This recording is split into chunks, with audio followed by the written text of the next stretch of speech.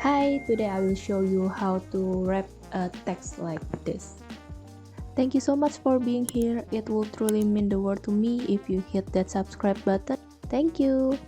Let's say you have this content and you want to make the text wrapping in the middle of the text.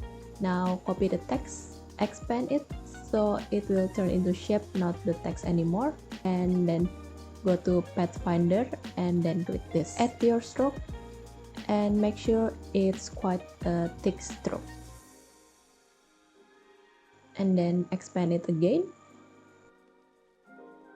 and go to Pathfinder and click this again. Now go to object, choose text wrap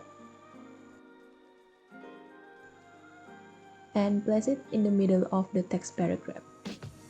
Set the shape opacity to 0 and then put the title in the middle. And of course you can replace it wherever you want.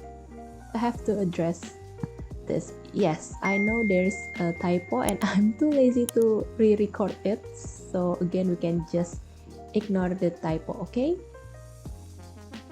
Thanks for watching. Feel free to drop any question in the comment below. And if you enjoyed the video, please like, share, and subscribe to my channel for more content. Hit the bell icon